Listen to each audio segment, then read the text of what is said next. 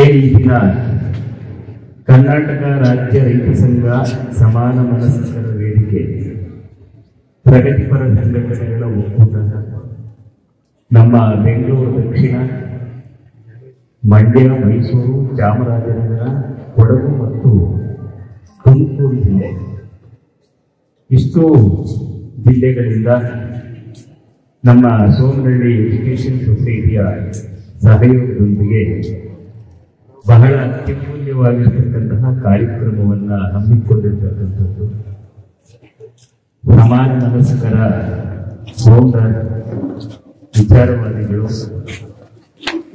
ಹುಟ್ಟು ಹೋರಾಟಗಾರರು, ರೈತರಿಗೋಸ್ಕರ ಸಾಕಷ್ಟು ಹೋರಾಟವನ್ನ ಮಾಡಿರ್ತಕ್ಕಂಥವ್ರು, ಮಾಡ್ತಾ ಇರ್ತಕ್ಕಂಥವ್ರು.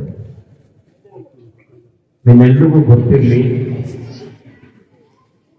ಅಂಕಿ ಅಂಶಗಳ ಮೂಲಕ ಏನಾದರೂ ವಿಚಾರವನ್ನ ಮಂಡನೆ ಮಾಡೋಕ್ಕೆ ನಿಂತುಕೊಳ್ತಾರೆ ಅಂತ ಹೇಳಿದ್ರೆ ಕರ್ನಾಟಕ ಸರ್ಕಾರ ಅಷ್ಟೇ ಅಲ್ಲ, ಸೆಂಟ್ರಲ್ ಗೌರ್ಮೆಂಟ್ಗೂ ಕೂಡ ಉತ್ತರ ಕೊಡೋಕೆ ರೆಡಿಯಾಗಿ ನಿಂತಿದ್ದಾರೆ ಯಾರಾದರೂ ಒಬ್ರು ಅಂತ ಹೇಳಿದ್ರೆ ಅದು ನಮ್ಮ ಸಿ ಪುಟ್ಟಸ್ವಾಮಣ್ಣವರು. ಕರ್ನಾಟಕ ರಾಜ್ಯಾದ್ಯಂತ ಅನೇಕ ರೈತ ಸಂಘಟನೆಗಳಿವೆ. ಅವುಗಳ ಸ್ಥಿತಿಗತಿಯನ್ನು ಕೂಡ ನಾವು ನೀವೆಲ್ಲ ಇವತ್ತು ಅರ್ಥ ಮಾಡ್ಕೊಂಡಿದ್ದೀವಿ, ನೋಡ್ತಾ ಇದ್ದೀವಿ. ಅದನ್ನೆಲ್ಲ ಮನಗಂಡಂತಹ ಸಿ ಪುಟ್ಟಸ್ವಾಮಣ್ಣವರು ಅವರ ಅನಾರೋಗ್ಯ ಇದ್ರೂ ಕೂಡ ಲೆಕ್ಕಿಸ್ತೇನೆ, ಸಮಾನ ಮನಸ್ಕರ ರೈತರ ಸಂಘ ಅಂತ ಹೇಳಿ ಎಲ್ಲ ಗ್ರಾಮಾಂತರ ಪ್ರದೇಶಗಳಿಗೆ ಪಾದಯಾತ್ರೆಯನ್ನು ಮಾಡುತ್ತರದಲ್ಲಿ ಮಾಡಿ ನಿಮ್ಮನ್ನೆಲ್ಲ ಸಂಘಟನೆಯನ್ನ ಮಾಡಿದ್ದಾರೆ. ಊರು ಹೋಗುವಂತಾದ್ರೆ ಕಾಡ್ಬಾ ಅಂತ ಇದೆ, ಈಗ ಯಾಕೆ ಬೇಕಾಗಿತ್ತು ಪುಟ್ಟಸ್ವಾಮಣ್ಣವ್ರಿಗೆ ಅಂತ ಅನ್ನೋರು ಮಸ್ತಾಗಿದ್ದಾರೆ. ನಾನು ಅವರಿಗೆ ಹೇಳ್ಕೊಂಡೇ ಬಂದಿದ್ದೀನಿ, ಈ ಹೋರಾಟಗಳು ಮುಂದಿನ ದಿನಗಳಿಗೆ ಬಹಳ ಕಷ್ಟ ಆಗುತ್ತೆ. ಏನಾದ್ರೂ ನಿಮ್ಮೊಳಗಿರ್ತಕ್ಕಂತಹ ಅಮೂಲ್ಯವಾಗಿರ್ತಕ್ಕಂಥ ವಿದ್ಯೆ ಮುಂದಿನ ಪೀಳಿಗೆಗೆ ಬೇಕಾಗತ್ತೆ ಅನ್ನೋದಾದ್ರೆ ಅದನ್ನ ಲಿಖಿತ ರೂಪದಲ್ಲಿ, ಪುಸ್ತಕ ರೂಪದಲ್ಲಿ ತಾವು ಹೊರಗಡೆ ತರಬೇಕು ಅಂತ ಹೇಳಿ ಅದಕ್ಕೆ ಬೇಕಾಗಿರ್ತಕ್ಕಂಥ ಪರಿಪೂರ್ಣ ಸಹಕಾರನ ಶ್ರೀ ಆದಿಚುಂಚನಗಿರಿ ಮಠ ನಿಮ್ಗೆ ಒದಗಿಸ್ಕೊಡುತ್ತೆ ಅಂತ ಕೇಳ್ಕೊಂಡು ಬಂದಿದ್ದೀನಿ. ಇಂತಹ ಒಂದು ಸಮಾರಂಭ ನಿಮ್ಮೆಲ್ಲರಿಗೂ ಗೊತ್ತಾಗ್ತಾ ಇದೆ. ಅಮೂಲ್ಯವಾಗಿರ್ತಕ್ಕಂತಹ 7 ವಿಚಾರ ಕಿರಣಗಳನ್ನ ಇಲ್ಲಿ ಅಡಗಿಸಿಟ್ಟಿದ್ದಾರೆ. ಅಷ್ಟೇ ಅಲ್ಲ,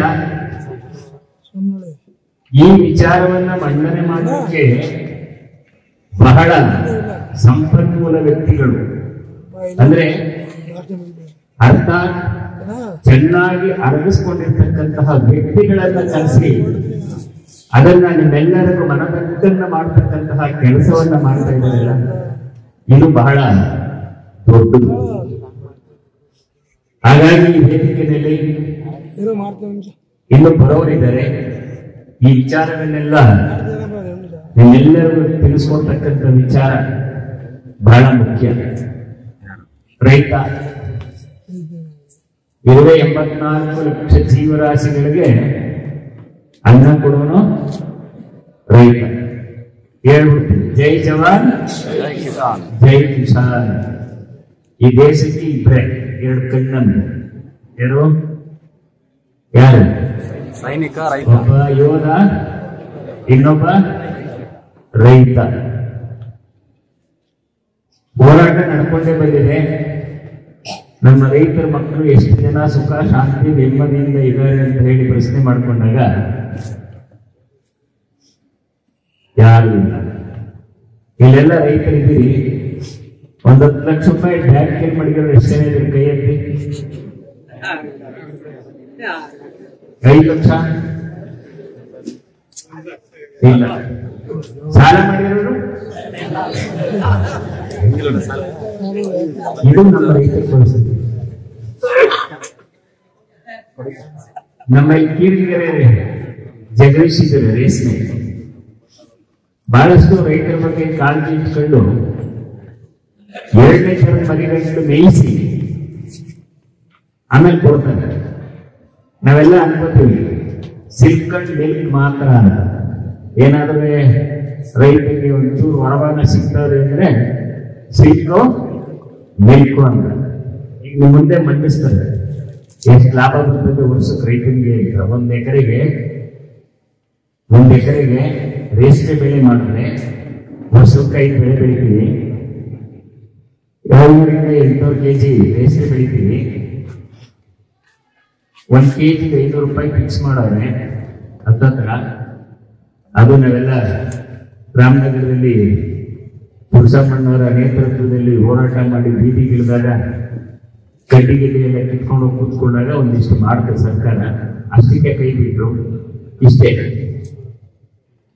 ಅಷ್ಟೋ ಇಷ್ಟೋ ಅಲ್ಲಿ ರೇಷ್ಮೆ ಕಾಸು ಸಿಗುತ್ತೆ. ಇನ್ನು ಮಿಲ್ಕ್, ಹಾಲು, ಡೈರಿ ನಿಮ್ಗೇನ್ ಸಿಗುತ್ತೆ? ಡೈರಿಲಿ 15 ದಿನಕ್ಕೊಂದ್ಸರಿ ಬೆಲೆ ಸಿಗುತ್ತೆ ಸ್ವಾಮೀಜಿ, ಹೌದಾ? ಸಿಕ್ಕುದೇನ್ ಲಾಭ ಅಂತ ಕೇಳಿದ್ರೆ ಸಗಣಿ. ಅದು ಎಂತ ಸಗಣಿ? ನಮ್ ನಾಟಿ ಸಗಣಿ ಎಲ್ಲ. ಅದು ನಾಟಿ ಸಗಣದ ಗೊಬ್ಬರದ ಗುಂಡಿ ಒಳಗೆ ಕಾಲು ಮಡಗಿದ್ರೆ ಸುಡ್ತದೆ. CBSಗಳ ಗೊಬ್ಬರದಲ್ಲಿ ಗುಂಡಿಗೆ ಹೋಗಿ ಕಾಲು ಮಡಗಿದ್ರೆ ತಣ್ಣಗಾಗುತ್ತೆ. ಎಷ್ಟೇ ವ್ಯತ್ಯಾಸ. ಆ ಟೌನಾಗ ಹಾಕಿದ್ರೆ ಏನಿಲ್ಲ. ಒಂದ್ ಕಡೆ ಬಿಡಿ, ಏನ ಕಾಸು ಬರ್ತದೆ ಮಾಡಿ. ಆರೋಗ್ಯಕ್ಕೋಸ್ಕರ ಒಂದು ನಾಟಿ ರೇಷನ್ ಸಾಕು. ಎಷ್ಟು ಜನ ಮಾಡಿದ್ರಿ ನಾಟಿ ರೇಷನ್ ಕರಿಯ ಕೈಸಿ? ಒಂದು 5-6 ಜನ ಕರೀಲಿಕ್ಕೆ. ಸುಮ್ಮನೆ ಪ್ರಶ್ನೆ, ಆರ್ಕ ಎಷ್ಟು ಜನ ಬಂತು? ಪರವಾಗಿಲ್ಲ. ಆರ್ಕ, ಸಾಮೆ, ನವಣೆ, ಬರಗು, ಊರ್ದು, ಕೊರ್ಲೆ ಇವು ಸಿರಿಧಾನ್ಯಗಳು ಅಂತ ಕರೀತಾರೆ. ಈ ವರ್ಷ ಸುಮಾರು ಕೇಂದ್ರ ಸರ್ಕಾರ ಇಂಥ ಬೆಳೆ ಬೆಳೀರಿ ಅಂತ ಹೇಳ್ತಾರೆ. ಆರ್ಕ ಅಂತ ಹೇಳಿದ್ರೆ ಈ ಜಗತ್ತಿಗೆ ಮೊಟ್ಟ ಮೊದಲು ಬಂದಂತ ಅನ್ನ ಅದೇನೆ, ಆರತಕ್ಕಿ ಅನ್ನ. ನಮ್ಮ ಸ್ಟೂಡೆಂಟ್ಸ್ ಗೊತ್ತಿದ್ದಾರೆ, ಅವ್ರಿಗೆ ಕೇಳಿದ್ರೆ ಆರ್ಕ ಅಂದ್ರೆ ಹೆಂಗಿರತ್ತು ಅಂತ. ಎಷ್ಟು ಜನ ಮಾತಾಡ್ಪ ಮಕ್ಕಳ? ಯಾರಿಗೂ ಗೊತ್ತಿಲ್ಲ. ಆರತಕ್ಕಿ ಅನ್ನ ಉಂಡಿದ್ದೀರಾ ಅಂದ್ರೆ ಇಲ್ಲ. ಇನ್ನು ಆರೋಗ್ಯ ಎಲ್ಲಿ ಬರ್ತದೆ? ಭೂಮಿಗೆಲ್ಲ ಏನಾಗ್ತು? ಗೊಬ್ಬರ ಬಿಟ್ಟು ಕೆಮಿಕಲ್ ಹಾಕ್ಸೋ, ಅದನ್ನ ನಮ್ಮ ದೇಹಕ್ಕೆ ತಗೊಂಡು ನಾವು ರೋಗಿಸ್ತ. ಯಾರ ಮನೇಲೂ, ನಮ್ಮ ಮನೇಲಿ ಯಾರು ಸಕ್ಕರೆ ಕಾಯಿಲೆ ಎಷ್ಟು ಜನ ಕೈಯಲ್ಲಿ? ಸಕ್ಕರೆ ಕಾಯಿಲೆ ಮನೆಯವರಿಗೆ, ಮನೇಲಿ ಇರೋ ಕುಟುಂಬದವ್ರು ಯಾರಿಗಾದ್ರೂ ಒಬ್ಬರಿಗಾದ್ರೂ ಇರ್ಬೇಕು. ಎಲ್ಲಾದ್ರೂ ನೀವೇ ಆಗ್ತಿರಲಿಲ್ಲ ಸ್ವಾಮೀಜಿ, ಶರೀರ ಮೃಗಮಯಂ ಸಂಸಾರ ದುಃಖಮಯಂ ಅಂತ. ಅಂಗಿ ಏನೋ ಒಂದು ಬಂದ್ಬಿಡ್ತು ಬಿಡಿ ಅಂತಾರೆ. ಯಾಕೆ ಬಂತು ಅಂತ ಪ್ರಶ್ನೆ. ಇಲ್ಲಿ ಕೆಲವರು ಹಿರಿಯರಿದ್ದಾರೆ, 40, 90, 95 ವರ್ಷದ ಕೆಲವರು ಹಿರಿಯರಿದ್ದಾರೆ. ಅವ್ರಿಗೆ ಕೇಳಿ, ರಾಗಿ ರೊಟ್ಟಿ, ಉಪ್ಸಾರು ಚಟ್ನಿ, ಉಪ್ಪೆಸರು, ಮುದ್ದೆ, ಸೊಪ್ಸಾರು ಬೆಳಗಿನಿಂದ ಸಂಜೆ ಗಂಟ. ಮಹಾತ್ಮ ಗಾಂಧೀಜಿ ಹೇಳಿದಂಗೆ ರೈತ ಭಾರತ ದೇಶದ ಬೆನ್ನೆಲುಬು ಅಂದಂಗೆ, ಬೆನ್ನನ್ನು ಆಕಾಶಕ್ಕೆ ಸೂರ್ಯನ ಕೊಟ್ಟು ತಲೆ ಕುಂಸಿ ಭೂಮಿ ಒಳಗೆ ದುಡಿದು ಎಷ್ಟಾರ ರೂಪಿಸ್ಕೊಳ್ಳಿ ಬೆನ್ನಿನ ಮೇಲೆ ಅಂತ ಹೇಳಿ ಬಿಟ್ಟು ಕೊಟ್ಬಿಟ್ಟಿದ್ದೀವಿ. ರೈತರ ಬದುಕು ಎಷ್ಟು ಕ್ಲಿಷ್ಟಕರವಾಗ್ತಾ ಇದೆ ಅಂತ ಯಾರಾದ್ರೂ ಯೋಚನೆ ಮಾಡಿದಾರ? ಯಾರು ಮಾಡ್ತಾ ಇಲ್ಲ. ಸುಮ್ಮನೆ ಹೋರಾಟ ಮಾಡ್ತೀವಿ ಒಂದಷ್ಟು ದಿನ, ಆಮೇಲೆ ಹೋಗಿ ಅಂತಾರೆ. ಇವ್ರದ್ದು ಇಷ್ಟೇ ಬಿಡಿ ಅಂತಾರೆ. ಯಾಕೆ ಅಂತ ಹೇಳಿದ್ರೆ, ರೈತ ಕಟ್ಕೊಂಡಿರೋ ಸಂಸಾರ ಇದೆಯಲ್ಲ ದೊಡ್ಡದು. ಕೋಳಿ ಸಾಕೊಂಡವನೆ, ಹಾಲು ಕರಿ ಕಸ ಸಾಕೊಂಡವನೆ. ಈ 4 ಗಂಟೆ ಇತ್ತು ಅಂದ್ರೆ ಇಲ್ಲಿರೋ ಅರ್ಧ ಜನ ಇರಲ್ಲ. ಯಾಕೆ? ಹಾಲು ಕರಿಗೆ ಹೋಗ್ಬೇಕು, ಡೈರಿಗೆ ಹಾಕ್ಬೇಕು. ಇದು ಸಂಸಾರ ಯಾರು? ರೈತಂದು. ಅವ್ರಿಗೆ ಗೊತ್ತು, ಸರ್ಕಾರದವರು ಗೊತ್ತು. ಇವ್ರು ಬೇರೆ ಇದ್ರು 1 ದಿನ 2 ದಿನ ಈ ಹೆಸರು ಕವಲ್ ಹಾಕೊಂಡವ್ರೆಲ್ಲ ಮನೇಲಿ ಕೆಲಸ ಇದ್ದವರು ಅವ್ರದ್ದಷ್ಟು ಜನ ಉಳ್ಕೋತಾರೆ. ಬರ್ತಾರಲ್ಲ, ಅವ್ರಿಗೆ ಏನಾದ್ರು ಒಂದು ಸಮಾಧಾನ ಹೇಳ್ಬಿಟ್ಟು ಕಳಿಸ್ಬಿಡೋಣ. ಇದು ಸರ್ಕಾರದ ನೀತಿ.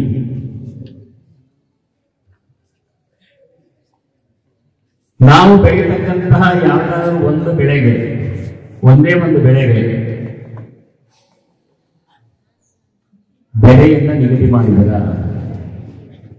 ನೀವು ಕಾಲಿಗೆ ಹಾಕೋತೀರಲ್ಲ ಏನದು, ಏನು ಚಪ್ಪಲಿ, ಶೋರೂಮ್ ಮೇಲೆ ಇಟ್ಬಿಟ್ಟು AC ರೂಮ್ ಮೇಲೆ ಇಟ್ಬಿಟ್ಟು MRP ಅಂತ ಹಾಕ್ತಾರೆ. ಅದ್ರ ಮೇಲೆ ಬರೆದ್ಬಿಟ್ಟಿರ್ತಾನೆ.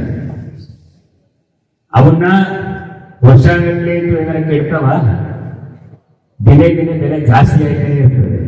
ನೀವು ಬಂದಕ್ಕೆ ಹಾಲು ಕರೀತಿಲ್ಲ, ಎಷ್ಟು ಗಂಟೆ ಹೊಡಿತೀರಿ?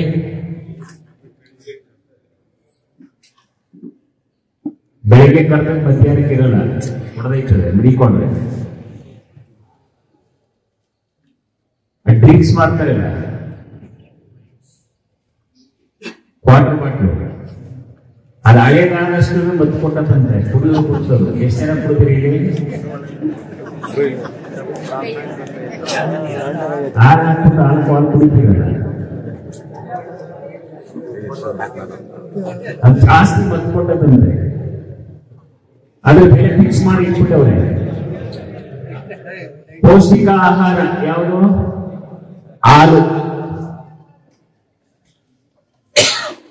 ಪೌಷ್ಟಿಕ ಆಹಾರ ಹಾಲು. ನಮ್ಮ ತಾಯಿಯ ಎದೆ ಹಾಲನ್ನ ಬಿಟ್ಟ ಮೇಲೆ ನಾವು ಕುಡಿತಕ್ಕಂಥದ್ದು ಹಸುವಿನ ಹಾಲು.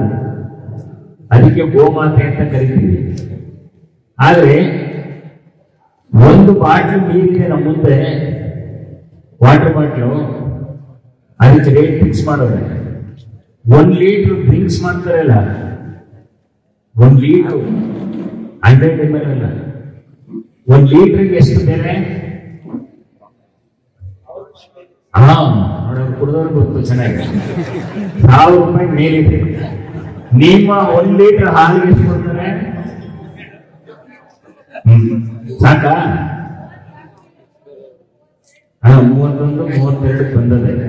6 ಇಂಚಿಗೆ ಆದಾಗ 2 ರೂಪಾಯಿ ಕಮ್ಮಿ ಮಾಡ್ತಾರೆ. ಅದ್ಯಾರ ಯಡಿಯೂರಪ್ಪನ ಏನೋ ಒಂದಿಷ್ಟು 2 ರೂಪಾಯಿ ಏನೋ ಸಬ್ಸಿಡಿ ಕೊಡ್ತೀನಿ ಅಂದಾಗ ಇನ್ನು ಕೊಡ್ಲೇ ಇಲ್ಲ. ಇಷ್ಟಕ್ಕೆ ನಿಮ್ ಸಮಾಧಾನ. ಬೇಕಾದಷ್ಟು ಜನ ರೇಷ್ಮೆ ಬೆಳಿತಾರೆ. ಎಷ್ಟು ಜನ ರೇಷ್ಮೆ ಸೆಟ್ ಹಾಕೊಂಡಿದ್ದೀರಿ ಕೈ ಎತ್ತಿ? ಹೆಣ್ಮಕ್ಳ ಮೇಲೆ ಎಷ್ಟು ಜನ ರೇಷ್ಮೆ ಸೀರೆ ಉಟ್ಕೊಂಡಿದ್ದೀರಿ ಕೈ ಎತ್ತಿ? ಯಾರೂ ಇಲ್ಲ. ಬೆಳಕು ಕೊಡೋದೇ ನಮ್ಮ ಕೆಲಸ, ಬೆಳಕು ಕೊಡೋದಷ್ಟೇ. ಅದಕ್ಕೆ ತ್ಯಾಗಿ ಅಂತ ಹೇಳೋದು. ಏನಾರ ಇದ್ರೆ ಯೋಗಿ ಅಂತ ಹೇಳ್ತಾರೆ. ಉಳುವ ಯೋಗಿಯ ನೋಡಲಿ ಅಂತ ಅವತ್ತಿನ ಕಾಲದಲ್ಲಿ ಮನಗಂಡಂತವ್ರು ಯಾರು? ಕುವೆಂಪು, ರಾಷ್ಟ್ರಕವಿ ಕುವೆಂಪು ಅವರು. ರೈತನ ಬದುಕೇನು ಅಂತ ನೋಡಿ ಬರೆದರು. ಉಳುವ ಯೋಗಿಯ ನೋಡಿ ಅಂತ ಇವತ್ತು ನಾವು ರೈತ ಗೀತೆ ಅಂತ ಪ್ರತಿ ಸಭೆಯಲ್ಲೂ ಹಾಡ್ತಾ ಇದ್ದೀವಿ. ನೀರಾವರಿ, ಕಾವೇರಿ ನೀರು ಆಗ್ಲೇ ಹೇಳಿದ್ರು ನಮ್ಮ ಕೃಷ್ಣ ಅವರು, ಹೇಳಿದ್ರು ನಲ್ಲಿ ಕೃಷ್ಣ ಅವರು, ರಕ್ತ ಕೊಡ್ತೀವಿ ನೀರು ಕೊಡಲು ಅಂತ ನಾವು ಗಲಾಟೆ ಮಾಡ್ತಾ ಇದ್ದೀವಿ. ಕಾವೇರಿಯ ಬಗ್ಗೆಗೆ ಅಂಕಿ ಅಂಶಗಳ ಪ್ರಕಾರ ತಿಳ್ಕೊಂಡಿದ್ರು ಕೂಡ ನಾವ್ಯಾರು ಅದನ್ನು ಗಮನಿಸ್ಕೊಳ್ಳಿಲ್ಲ. ಕಾವೇರಿ ನೀರು ನಮ್ಮ ಗದ್ದೆಗಿಂದಲೇ ತಮಿಳುನಾಡು ಬಿಡ್ತವ್ರೆ ಅಂದಾಗ ಆಗ ಹೋರಾಟ ಬರ್ತೀವಿ, ಮಾಡ್ತಾನೆ ಇದ್ದೀವಿ. ಮಂಗಳೂರು ಮಂಡ್ಯದಲ್ಲಂತೂ ನಿಲ್ಗಡೆನೇ ಇಲ್ಲ. ಇದು ವಿಚಾರ ತಿಳ್ಕೊಳ್ಬೇಕಾಗಿತ್ತು. ಸರ್ಕಾರ ಮಾಡಿರ್ತಕ್ಕಂಥ ಅನ್ಯಾಯ ಇದು. ಸ್ವತಂತ್ರ ಪೂರ್ವದಲ್ಲಿ ಒಪ್ಪಂದ ಆಗಿತ್ತು ತಮಿಳುನಾಡನ್ನು. ಯಾರ ಜೊತೆಲಿ? ತಮಿಳುನಾಡು, ಕರ್ನಾಟಕ ಮತ್ತೆ ಆಂಗ್ಲದ ಅವರಿದ್ರಲ್ಲ, ಬ್ರಿಟಿಷ್ನವ್ರ ಸರ್ಕಾರದಲ್ಲಿ ಆಗಿತ್ತು. 47ನೇ ಇಸ್ವಿಯಲ್ಲಿ ಏನಾಯ್ತು? 1947ರಲ್ಲಿ ಸ್ವತಂತ್ರ ಬಂತಲ್ವಾ? ಆಗ ಯಾರ ಸರ್ಕಾರ ಬಂತು? ಯಾವ ಸಂವಿಧಾನ ಬಂತು? ಭಾರತದ ಸಂವಿಧಾನ ಬಂತು. ಇಂಗ್ಲಿಷ್ನವ್ರ ಸಂವಿಧಾನ ಹೋಯ್ತು. ಇಂಗ್ಲಿಷ್ನವ್ರ ಕಾಲದಲ್ಲಿ ಆಗಿದ್ದಂತಹ ಸಂವಿಧಾನದಲ್ಲಿ ಆಗಿದ್ದಂತಹ ಒಪ್ಪಂದವನ್ನ ನಮ್ಮ ದೇಶಕ್ಕೆ ಸ್ವಾತಂತ್ರ್ಯ ಬಂದ ಮೇಲೆ ಯಾಕೆ ಬಿಡಿಸಿಲ್ಲ? ಅದನ್ನ ನಮ್ಮ ಸರ್ಕಾರ ಯಾಕೆ ಅದಕ್ಕೆ ಅಪ್ಲೈ ಮಾಡಲಿಲ್ಲ? ತಮಿಳುನಾಡನ್ನೇ ನಾಯರಿಟ್ಕೊಂಡು ಅವ್ರ ಗುಣ ಅದು ನಮ್ಮ ಭೂಮಿಗೆ ಬೇಕು ನೀರು ಅಂತ ಹೇಳಿ ಅವ್ನೇನ್ ಬೇಕೋ ಅದನ್ನ ಮಾಡ್ದ. ಅದಕ್ಕೂ ನಮ್ಮ ಸರ್ಕಾರ ತಲೆ ಹೋಗ್ತದೆ. ಈಗ ಹೇಳ್ತಾ ಇದ್ದೇವೆ 2035 ಇಸ್ವಿಗಂಟು ಇಲ್ಲ ಅಂತ. ಇದಕ್ಕೆ ಕಾರಣ ಯಾರು? ಕಾರಣ ಏನು? ಸರ್ಕಾರಗಳು ಗಮ್ಮನೆ ಮುಖ ಮುಚ್ಕೊಂಡು ಬಾಯಿ ಮುಚ್ಕೊಂಡು ಯಾರಿಗೂ ಗೊತ್ತಿದ್ದಂಗೆ ಕದ್ದು ಅವ್ರು ಕೇಳಿದಾಗ ನಮ್ಗೆ ನೀರಿದ್ರು ಬಿಡ್ಬೇಕು. ಆಗ ನಮ್ಮ ಮನೆಯಲ್ಲಿ ಕೃಷ್ಣ ಅವರು ಎಲ್ಲ ರೈತರನ್ನೆಲ್ಲ ಕೂಗ್ತಾರೆ, ರೋಡಲ್ಲಿ ಕೂತ್ಕೊಂಡು ಅಡ್ಡಗಡ್ತಾರೆ, ಬಸ್ಗಳು ಅಡ್ಡಗಡ್ತಾರೆ, ನೀರು ಕೊಡಲ್ಲ ನಾವು ಅಂತ ಆಟ ಮಾಡ್ತಾರೆ. ನೀವು ಹೆಂಗಾರ ಆಟ ಮಾಡ್ಕೊಂಡಪ್ಪ ಬಿಡೋದು ಕುಡ್ತೀವಿ, ಕಾಣ್ದಂಗ್ ಕದ್ದಂಗ್ ಬಿಟ್ಟು ಜೀವನ ನಡೀತದೆ. ಇದೆಲ್ಲ ಸರಿಪಡಿಸ್ಬೇಕಾದ್ರೆ ಒಂದ್ ದಾರಿ ಇದೆ, ಒಂದೇ ಒಂದು ದಾರಿ ಇದೆ. ಅದೇನು ಅಂದ್ರೆ ಮೇಕೆದಾಟು ಯೋಜನೆಯನ್ನ ಜಾರಿಗೆ ತರ್ತಕ್ಕಂಥದ್ದು. 80 TMC ನೀರನ್ನ ಸಂಗ್ರಹ ಮಾಡತಕ್ಕಂಥ ಕೆಪಾಸಿಟಿ ಮೇಕೆದಾಟಿನಲ್ಲಿದೆ. ತಮಿಳುನಾಡಿಗೆ ಏನು ನಿಬಂಧನೆ ಪ್ರಕಾರ ಬಿಡಬೇಕಾಗಿದ್ದು ಅಷ್ಟು ನೀರನ್ನು ಕೂಡ ಅಲ್ಲಿ ನಾವು ಬಿಡಬಹುದು. ಕುಡಿಯುವ ನೀರಿಗೂ ಬಳಸಬಹುದು, ವಿದ್ಯುತ್ ಶಕ್ತಿಯನ್ನು ಕೂಡ ತಯಾರು ಮಾಡಬಹುದು. ಇದಕ್ಕೆ ಸರ್ಕಾರ ಗಮನ ಕೊಡ್ಬೇಕಾ, ನಾವು ಕೊಡ್ಬೇಕಾ? ಸರ್ಕಾರ ಕೊಡ್ಬೇಕು. ನಮ್ಗೆ ಏನು ಬೇಕಾಗಿಲ್ಲ, ನಾನು ಕೇಳ್ತಾನೆ ಇರ್ತೀನಿ ನಮ್ಮ ರೈತರ ಎಲ್ಲಾ ಸಭಾಂಗಣದಲ್ಲಿ ನಾನು ಹೇಳ್ತೀನಿ. ಈಗ 1 ಎಕರೆಗೆ ಇಷ್ಟು ಟನ್ನು ಭತ್ತ ಬೆಳಿಬೇಕು ಅಂದ್ರೆ ಬೆಳೆದಿದ್ದೀರೇನೊಬ್ಬ ಬೆಳೆದಿದೆ. ಇಷ್ಟು ಟನ್ನು ರೇಷ್ಮೆ ಸೊಪ್ಪನ್ನೇ ಬೆಳಿಬೇಕು ಅಂತ ಹೇಳಿದ್ರೆ ಅಷ್ಟು ಟನ್ನು 15,000 ಟನ್, 1 ಎಕರೆಗೆ 15,000 ಟನ್ ನಾವು ಬೆಳೀತಾ ಇದ್ದೀವಿ. 15 ಟನ್ ಸ್ವಾಮೀಜಿ, 15 ಟನ್, 15 ಟನ್ ಅನ್ನ ನಾವು ಬೆಳೀತಾ ಇದ್ದೀವಿ. ನೀವೇನೇನು ಕೇಳಿರೋ ಅದನ್ನೆಲ್ಲ ಉತ್ಪತ್ತಿ ಮಾಡ್ಕೊಡ್ತಾ ಇದ್ದೀವಿ. ಈಗೂ ನೀವು ಒಂದು ಕೆಲಸ ಮಾಡಿ, ನಮ್ಮ ರೈತರ ಭೂಮಿನಿಂದ ಸರ್ಕಾರ ಹೊಸ ಕೊಡಿ, ನಮ್ಮ ರೈತರ ಮಕ್ಕಳಿಗೆ ರೈತರಿಗೆ ಎಲ್ಲರೂ ಸಂಬಳ ಕೊಡ್ತೀವಿ. ನೀವೇನ್ ಹೇಳ್ತೀರೋ ಆ ಬೆಲೆನ ನಾವು ಹೇಳ್ಕೊಡ್ತೀವಿ. ಈ ತಾಕತ್ ಇದೆಯಾ ನಿಮ್ ಸರ್ಕಾರ? ಯಾವ ಸರ್ಕಾರ ಬರಲಿ, ಎಲ್ಲರಿಗೂ ಕೊಡ್ತಾ ಇದ್ದೀರಲ್ವಾ, ನಮಗೂ ಸಂಬಳ ಕೊಡ್ತೀವಿ. ನೀವೇನು ಹೇಳಿ, ಭತ್ತ ಬೇಕೆ, ರಾಗಿ ಬೇಕೆ, ಜೋಳ ಬೇಕೆ, ಅದನ್ನೆಲ್ಲ ನಾವು ಬೆಳ್ಕೊಳ್ಳೋಣ, ನಮಗೆ ಅವಕಾಶ ಕೊಡಿ. ಅದಾಗತ್ತ? ಇಲ್ಲ, ನಾವು ಬೆಳೀತಕ್ಕಂಥ ಬೆಳೆಗಳಿಗೆ ಉತ್ತಮವಾಗಿರ್ತಕ್ಕಂತಹ, ನಮ್ಗೆ ಜಾಸ್ತಿ ಬೇಡ, ಲಾಭ ಗೀಭ ಬೇಡ. ಈ ಚಟ್ನಿ ಅಂಗಡಿ, ಬಿಕ್ಸ್ ಅಂಗಡಿ, ಬೇರೆ ಕಡೆ ಮಾರ್ಕೆಟ್ಗಳ ಲಾಭಾಂಶ ನಮ್ಗೆ ಬೇಡ. ಅಟ್ಲೀಸ್ಟ್ ನಮ್ಮ ಬೆವರಿನ ಬೆಲೆಗಾದ್ರೆ ಬೆಲೆ ಕೊಟ್ಟು ವೈಜ್ಞಾನಿಕವಾಗಿ ಬೆಲೆಯನ್ನು ನಿಗದಿ ಮಾಡಿಕೊಡಿ. ಅಟ್ಲೀಸ್ಟ್ ಒಂದು ತೃಪ್ತಿಕರವಾದಂತಹ ಬದುಕನ್ನ ಮಾಡೋದಕ್ಕೆ ಅವಕಾಶ ಆಗುತ್ತೆ. ಒಂದು ಈ ಎಲ್ಲಾ ವಿಷಯಗಳನ್ನ ನೀವೆಲ್ಲ ಮನೆಯಲ್ಲಿದ್ರೆ ತಿಳ್ಕೊಳಕ್ ಆಗಲ್ಲ. ಇಂತಹ ವಿಚಾರ ಕೇಂದ್ರಗಳು, ವಿಚಾರ ಗೋಷ್ಠಿಗಳು ಬೆಳಕಿಗೆ ಬಂದಾಗ ಎಲ್ಲರ ಗಮನಕ್ಕೆ ಒಳ ಹೋಗುತ್ತೆ, ಮನಸ್ಸಿಗೆ ಒಳ ಹೋಗುತ್ತೆ. ನೀವೇನೇ ಮಾಡಿದ್ರು ಒಗ್ಗಟ್ಟಾಗಲ್ಲ. ಒಗ್ಗಟ್ಟಾಗಬೇಕು ಅಂತ ಹೇಳಿದ್ರೆ ಬೇರೆಯವರು, ಕಂಪ್ನಿಯವರು ಯಾರಾದ್ರೆ ಸ್ಟ್ರೈಕ್ ಮಾಡದೆ ಪಟ್ಟ ತಗೊಂಡು ಕೆಲಸ ಮಾಡ್ತಾ ಇರ್ತಾರೆ, ಅವ್ರಿಗೆ ಅವ್ರ ಬೇಡಿಕೆ ಈಡೇರಿಸ್ತಾರೆ, ಸ್ಟೈಫಂಡ್ ಕೊಡ್ತಾರೆ, ಎಲ್ಲನೂ ಮಾಡ್ತಾರೆ, ಕೆಲಸನೂ ಕೊಡ್ತಾರೆ. ನಮ್ಗೆ ಯಾಕೆ ಕೊಟ್ಟರು? ಯಾರು ಕೊಡಲ್ಲ. ಅದರಿಂದ ರೈತನ ಬದುಕು ಯಾವತ್ತೇ ಕ್ಲಿಷ್ಟಕರವೇ. ಇವತ್ತು ಕೂಲಿ ಕಾರ್ಮಿಕರು ಸಿಗ್ತಾ ಇಲ್ಲ. ನಾನೇ ಭತ್ತ ನಾಟಿ ಮಾಡಿಸಿದ್ದೆ, ನಾಟಿ ಮಾಡಿಸಕ್ಕೆ ಒಂದು 20 ಊರು ತಿರುಗಿದ್ದೀನಿ. 7 ಎಕರೆ ಭತ್ತ ನಾಟಿ ಮಾಡಿಸಕ್ಕೆ 20 ಊರು ತಿರುಗಿದ್ದೀನಿ. ಯೂಟ್ಯೂಬ್ ಅಲ್ಲಿ ನೋಡ್ತಾ ಇದ್ರೆ ಎಂತೆಂಥವು ಮಿಷಿನ್ ಬಂದವೆ ನಾಟಿ ಮಾಡೋಕೆ. ನಮ್ಮಲ್ಲಿ ಇವೆ. ಅರ್ಧ ಎಕರೆ 10 ಗುಂಟೆ ಮಾಡುವುದು ಏನ್ ಮಾಡ್ಬೇಕು? ಮಿಷಿನ್ ತಗೊಳಕ್ಕಾಗತ್ತ? ಸರ್ಕಾರ ಯಾಕಂತ ಸಪ್ಲೈ ಮಾಡಿ ರೈತರಿಗೆ ಅನುಕೂಲ ಮಾಡಬಾರ್ದು? ಬಾಡಿಗೆ ಕೊಡುವ. ಕಳೆ ಕೀಳಕ್ಕೆ ಆರಿಸಿಲ್ಲ, ಕೊನೆಗೆ ಕಳೆ ಕೀಳಿಸದೇ ಇಲ್ಲ ಗದ್ದೆ ಒಳಗೆ. ನಾನು ಅಲ್ಲ, ನನ್ನ ಸ್ವಂತ ಅನುಭವ ಹೇಳ್ತಾ ಇರೋದು, ನೀವು ಬಂದು ನೋಡಿದ್ರು ಹಾಗೆ ಇರಬೇಕು. ಈ ಪರಿಸ್ಥಿತಿ ಇದ್ದಾಗ ಮುಂದಿನ ಬದುಕು ಹೇಗೆ, ಯಾಕೆ ಮಾಡ್ತೀರಾ? ಉಳುಮೆ ಹೇಗೆ ಮಾಡೋದು, ಬೇಸಾಯ ಮಾಡುವಂತ ಕ್ರಮ ಹೇಗಾಗಬೇಕು, ಎಲ್ಲದರಲ್ಲೂ ಬದಲಾವಣೆ ಮಾಡಿದ್ದೀರ. ಹಾಗೆಲ್ಲ ಚಡ್ಡಿ ಗೊತ್ತಿರ್ತಿದ್ದು, ಆಮೇಲೆ ಪಂಚೆ ಬಂತು, ಲುಂಗಿ ಬಂತು, ಪ್ಯಾಂಟ್ ಬಂತು, ಎಲ್ಲ ಬದಲಾವಣೆ ಆಯ್ತು. ಉಡುಗೆ ತೊಡುಗೆಗಳಿಂದ, ಊಟ ಉಪಚಾರದಿಂದ ವಾರಕ್ಕೊಂದಿನ ನೀರಿಗೆ ಕೊಟ್ಟಿದ್ದು. ಶನಿವಾರ ಭಾನುವಾರ ಬಂದ್ರೆ ಅದು ಕೆರೆಗೆ ಹೋಗಿ ಚೌಕ್ ಹಾಕೊಂಡು ಬಟ್ಟೆ ಹಾಕೊತಿದ್ದು. ಈಗೆಲ್ಲ ವಿಧ ಸೋಪ್ ಬಂದು, ಪೇಸ್ಟ್ ಬಂದು, ಎಲ್ಲ ಬಂದು, ಎಲ್ಲ ಬದಲಾವಣೆ ಆಗಿದೆ. ರೈತರು ಬದುಕು ಮಾತ್ರ ಯಾಕೆ ಬದಲಾವಣೆ ಮಾಡಬಾರ್ದು? ಯಾರ್ಯಾವುದನ್ನ ಬದಲಾವಣೆ ಮಾಡೋದು ಸಾಧ್ಯವಿದೆಯೋ ಅದನ್ನ ಸರ್ಕಾರ ಮಾಡಕ್ಕಾಗಲ್ವಾ? ಕೊಡ್ಸಕ್ಕಾಗಲ್ವಾ ರೈತರಿಗೆ? ಅನ್ನಗತ ಪ್ರಾಣ, ಪ್ರಾಣಗತ ಪರಾಕ್ರಮ. ಜಗತ್ತಿನಲ್ಲಿ ಇರ್ತಕ್ಕಂಥ ಪ್ರತಿಯೊಬ್ಬ ಮನುಷ್ಯನಿಗೆ ಏನ್ ಬೇಕು? ಆಹಾರ ಬೇಕೇ ಬೇಕು. ಆ ಆಹಾರ ಬೆಳೆಯೋನು ರೈತ. ಫ್ಯಾಕ್ಟರಿಲಿ ಎಷ್ಟೇ ಬೆಳೆದ್ರು, ಎಷ್ಟೇ ಉತ್ಪನ್ನ ಮಾಡಿದ್ರು ತಿನ್ನಕ್ಕಾಗತ್ತ? ಅದನ್ನ ಅನ್ನನೇ ತಿನ್ಬೇಕು. ಅನ್ನಗತ ಪ್ರಾಣ, ಪ್ರಾಣಗತ ಪರಾಕ್ರಮ ಅಂತ ಹೇಳಿ ಸುಭಾಷಿತದಲ್ಲಿ ಹೇಳ್ತಾರೆ. ಪೃಥ್ವಿಯಾಂ ಪ್ರೀತಿ ರತ್ನಾನಿ ಜಲಮನ್ನಂ ಸುಭಾಷಿತಂ ಅಂತ. ಈ ಜಗತ್ತಿನಲ್ಲಿ ಮೂರೇ ರತ್ನ ಇರೋದು: ಜಲ, ಅನ್ನ, ಆಹಾರ. ಇವು ಮೂರನ್ನ ಬಿಟ್ಟು ಇಲ್ಲ ಈ ಜಗತ್ತಿನಲ್ಲಿ. ಅಂತದ್ದು ಯಾರಿಗೆ ಬೇಕು? ಪ್ರತಿಯೊಬ್ಬ ಮನುಷ್ಯನಿಗೂ ಬೇಕಾಗಿರ್ತಕ್ಕಂಥದ್ದು.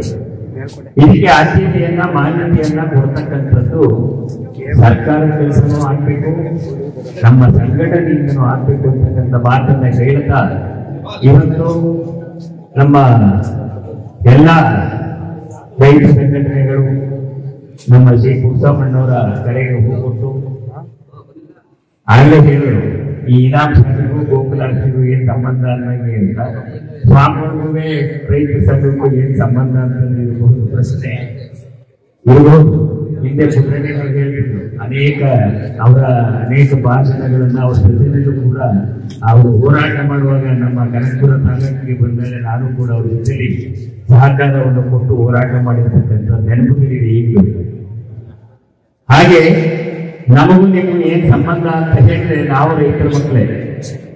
ಈ 3 ಜನ ಏನ್ ಕೂತಿದೀವೋ ನಾವೆಲ್ಲ ರೈತರ ಕುಟುಂಬದಿಂದಲೇ ಬಂದಿರು. ಆದಿ ಚುಂಚನಗಿರಿ ಶ್ರೀಮಠ ನಿಮ್ಮೆಲ್ಲರಿಗೂ ಗೊತ್ತಿದೆ, ಒಕ್ಕಲಿಗರ ಮಠನೇ.